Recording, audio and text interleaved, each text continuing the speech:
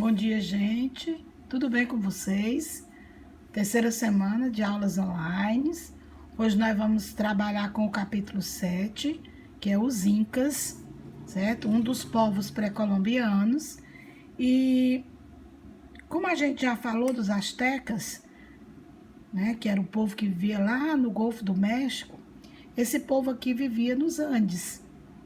Então, assim, quando os espanhóis chegaram na América do Sul, no início da década de 1530, os incas dominavam uma enorme porção do território.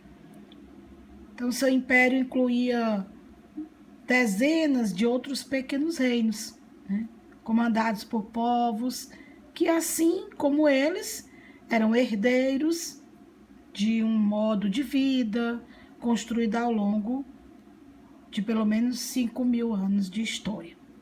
Então, os diversos povos que compunham o império, eles apresentavam algumas características em comum, como, por exemplo, a técnica de construção monumental, a prática de agricultura intensiva e irrigada, a criação de lhamas e alpacas, a hierarquização social, né, no interior de um mesmo grupo étnico, a existência de um Estado centralizado, né, na figura de um soberano, cercado por uma burocracia militar e sacerdotal, o culto aos seus ancestrais, né?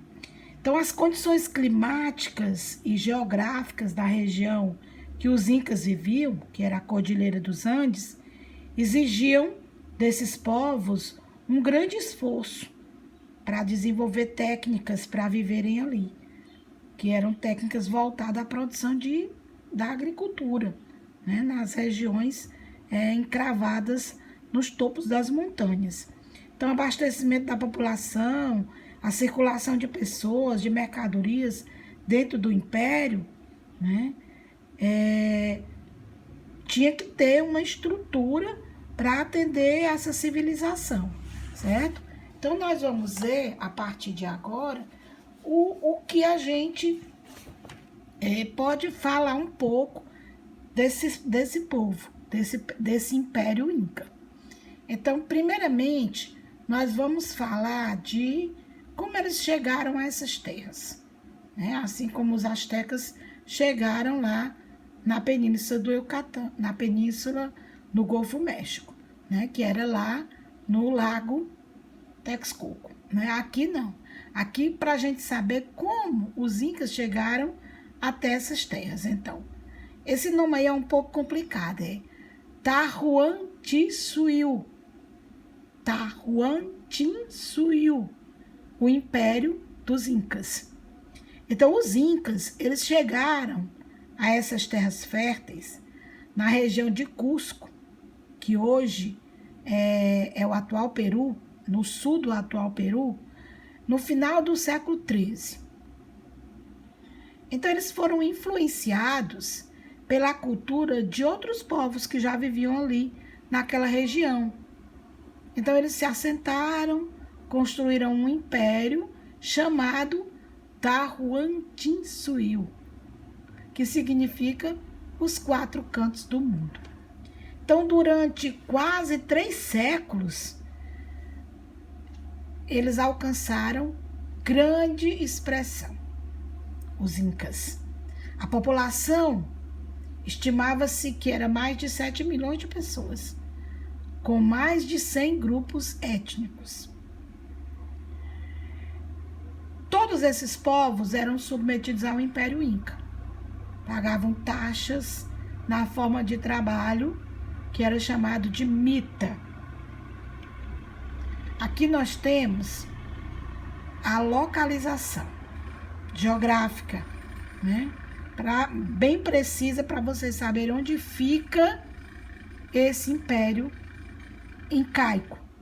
Então, nós temos aí o mapa da América do Sul e essa faixa em verde, onde tem Machu Picchu e Cusco e Quito, é exatamente a área onde estavam construídos a civilização inca. E nessa outra faixa a gente vê as cidades que existiam, né, na época do Império, que eram aquelas pequenas aldeias, né? Ou seja, os pequenos povos que viviam aqui quando os incas começaram a construir o seu império. Então aí o território, como era que estava o território? Para garantir a defesa do território e equilibrar o abastecimento de toda essa população, porque era muito grandiosa, uma superpopulação, os governantes eram obrigados, né, a mandar os camponeses migrarem para outras regiões, para equilibrar, né?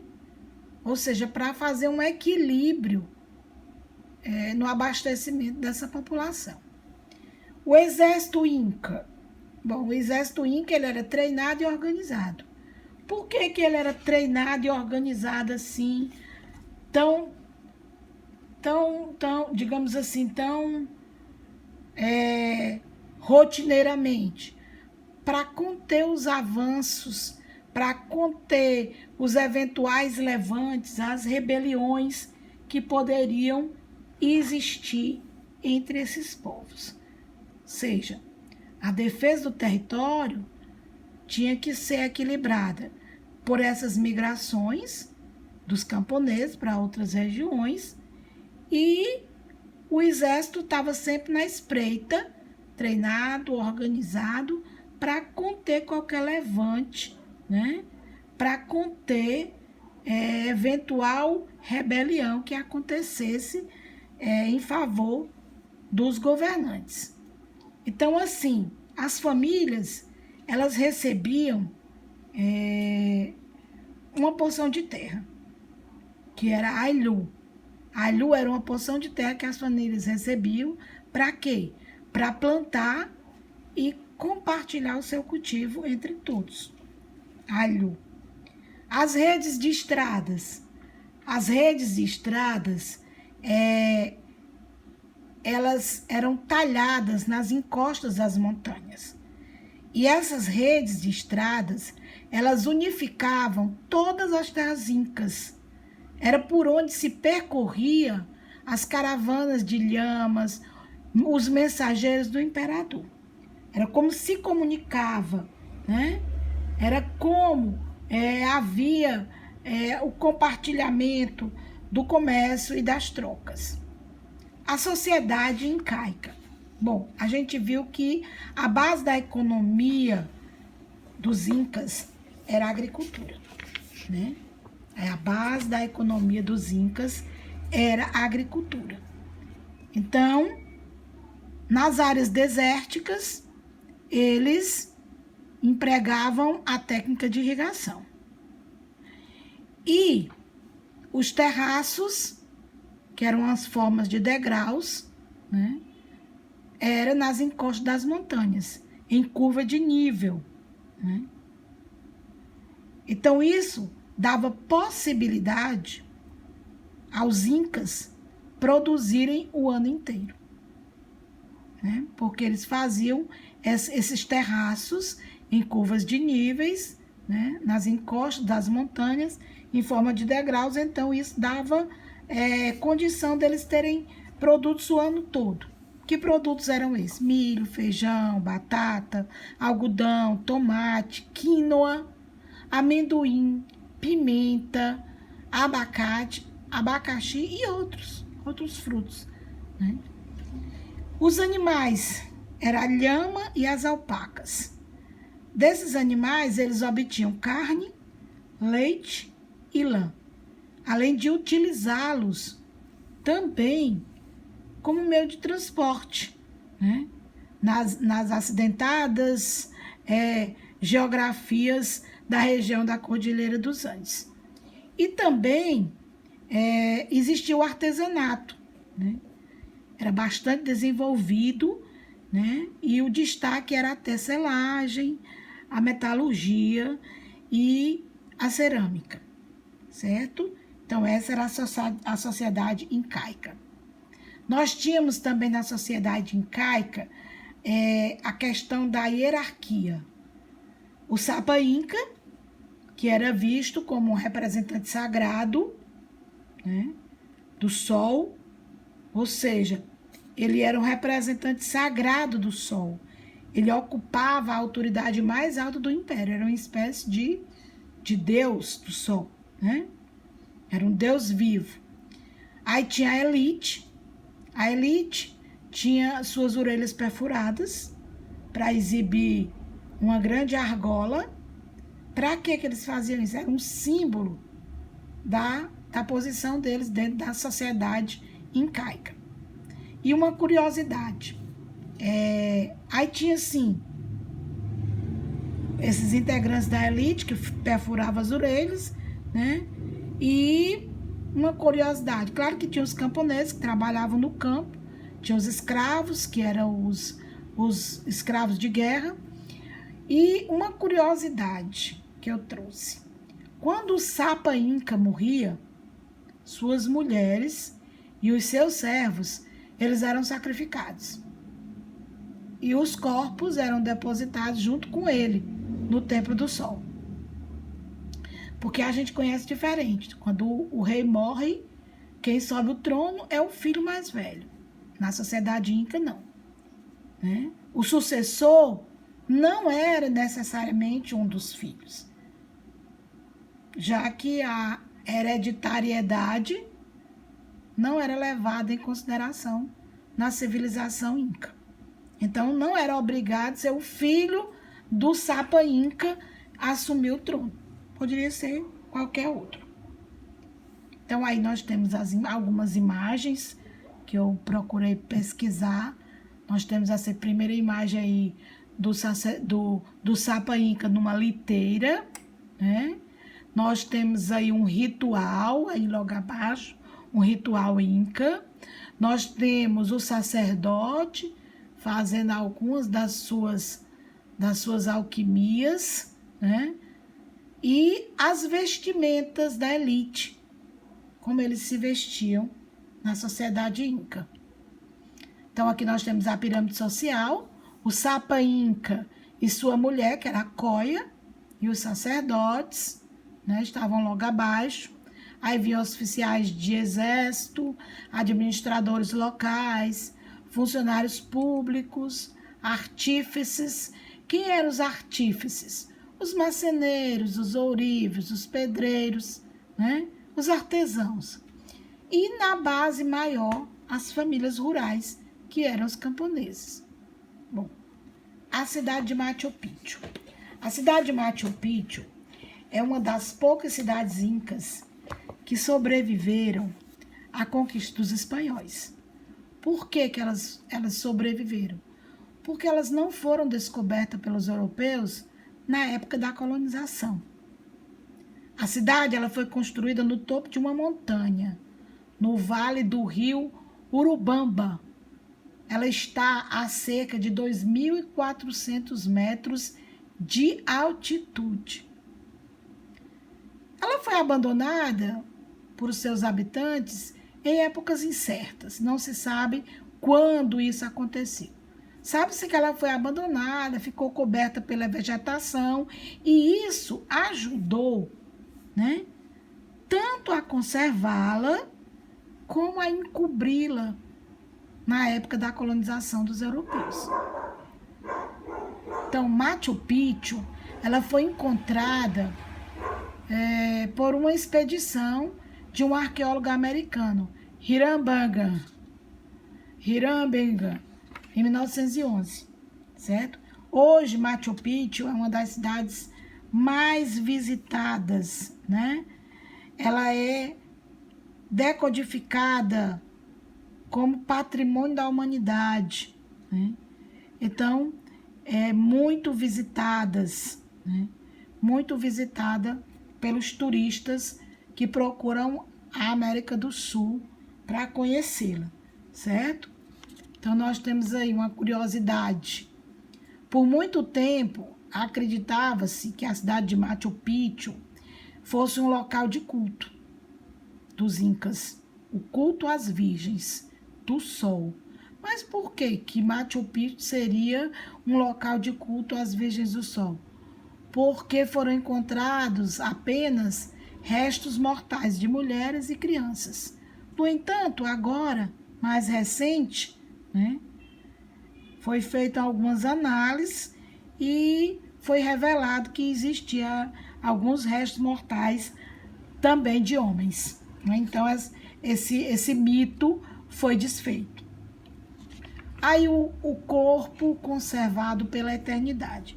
Gente, os incas, eles eram como os egípcios, eles mumificavam seus mortos, né?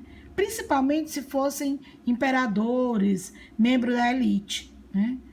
Então, os imperadores, membros da elite, eles mumificavam. E haviam dois tipos, né? Eles adotavam dois tipos de mumificação.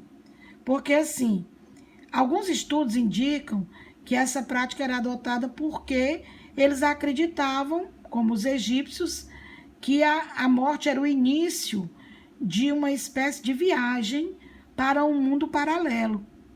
E que essa viagem só era concluída com a desintegração total do corpo. Né? Ela só era concluída com a desintegração total do corpo. Então, eles mumificavam por quê? Para não terminar a viagem, para conservar o corpo mais tempo. Então, durante essa viagem era preciso proteger o corpo do frio e do calor. Por isso que eles mumificavam os imperadores e a elite. E os incas, eles utilizavam, como eu disse, dois métodos, o artificial e o natural. O artificial é semelhante aos antigos egípcios, que era aquela questão que era feito a retirada das vísceras do cadáver, né? Depois eles defumavam o corpo, depois eles preenchiam com plantas e ervas, depois eles passavam óleos e resinas, né? E passavam todas aquelas fitas de linho, como as múmias que nós conhecemos egípcias. E o método natural consistia apenas em o corpo ser deixado em um lugar frio e fresco e seco, né? O corpo era deixado num ambiente frio e seco, como, por exemplo, as montanhas dos Andes. Né? Era o local que foram encontradas diversas múmias pré-incaicas, né? Como essas que vocês estão vendo aí, que eu coloquei. Que aí é uma múmia de uma jovem inca com talvez uma idade aproximadamente de 500 anos, né? Que está no Museu da Arqueologia da Alta Montanha, na Argentina. Aí nós temos as técnicas e ciências da sociedade inca. Bom, as técnicas, temos a arquitetura, bastante sofisticados. Uma delas é a técnica de encaixe de blocos de pedras, que eles encaixavam perfeitamente, sem precisar do uso de argamassa. Os terraços, que nós já falamos, que eram feitos para o plantio, né, nas encostas das montanhas. Construção de pontes, canais de irrigação, sistemas hidráulicos de canalização de água e esgotos. A rede de estradas, que a gente também já falou, permitindo a integração e a circulação de produtos e cobrança de tributos. E existiam os mensageiros, que eram chamados de chaquis. Né? A metalurgia inca. Bom, metalurgia inca, eles eram mestres dos metais. Os incas eram habilidosos no domínio da técnica de metalurgia. Foi o que chamou a atenção dos espanhóis. A metalurgia deles era desenvolvida na utilização de ouro, de cobre e de prata. Isso chamou muita atenção dos conquistadores espanhóis. Então, embora eles não conhecessem o ferro, né, mas eles aprimoraram a mistura do ouro, do cobre e da prata ao estânio e produziram o bronze. Então, a metalurgia inca, ela tinha uma função principalmente decorativa e religiosa. Eles não valorizavam, né? Eles não eram loucos por ouro, cobre e prata como os conquistadores, não. Eles usavam simplesmente para decorar os templos, né? Para decorar os peitorais, porque na verdade eles decoravam as paredes dos templos, né? Com pedras preciosas, eles faziam braceletes, brincos, peitorais, que era usado pelos soberanos e nobres. Então nós temos aqui também toda essa metalurgia é feita de ouro e pedras preciosas, certo? Todas essas imagens, vocês verem que aí no centro é a imagem do sol, que era o deus deles, né? Deus Sol. Aí nós temos as lhamas, né? Alguns incas, o deus Incas, né? Aí a astronomia inca, né? Eles eram possuidores de grande conhecimento astronômico, assim como os astecas, como os maias. Então, assim, eles também, né? Eles tinham um profundo conhecimento sobre, por exemplo, o ano solar, que era de 365 dias, dividido em 12 meses lunares, cada um marcando uma série de atividades religiosas que eram realizadas na capital, que era Cusco, né? E o relógio do Sol, né, que a gente vê aí, o relógio do Sol foi construído na cidade de Machu Picchu e indicava não só os dias do ano, mas também o início e o fim das estações, né? Marcos do calendário agrícola e do calendário religioso da civilização inca, né? Então, para aquela sociedade, astronomia, religião e agricultura, elas estavam profundamente entrelaçadas, né? E os quipos? O que eram os quipos? Os incas, eles não desenvolveram um sistema de escrita como os maias e os astecas, certo? Uma curiosidade, como eles não desenvolveram esse sistema de escrita, tem uma curiosidade sobre eles. Como era que eles anotavam as coisas? Bom, para anotar informações importantes do seu dia a dia, eles criaram um sistema de registro de informações que era conhecido como quipo. O que eram os quipos? Eram cordões coloridos de vários tamanhos, onde eles faziam nós, indicando quantidades numéricas. Então, a cor, o tamanho dos cordões e a quantidade de nós iam registrando aí, certo? Eles registravam os diferentes valores. Então, dessa maneira, era possível eles organizarem a produção de alimentos, registrar o número de habitantes no império, o valor dos tributos, a quantidade de pessoas que deviam pagar tributos. Então, cada comunidade, ou eles podiam registrar assim, dando esses nós, né? E em cada comunidade, o que é que acontecia? Esse sistema auxiliou o controle tributário, o controle administrativo do Império Inca, certo? Então, a cor, o tamanho dos cordões e a quantidade de nós registravam esses diferentes valores e faziam eles equilibrarem a economia da civilização. Aqui nós temos algumas imagens, o soberano Inca sendo levado numa liteira, né? Você vê que eles gostavam de um colorido muito forte, né? E aqui nós temos também em outro ângulo, esse soberano Inca, que era o Sapa Inca. Aqui nós temos Machu Picchu numa visão, né, mais próxima, para poder a gente ver os terraços, né, como os terraços funcionavam para a agricultura, né, para eles tirarem o ano inteiro, semeavam os víveres que eles precisavam. Então, obrigado e vamos para nossas atividades.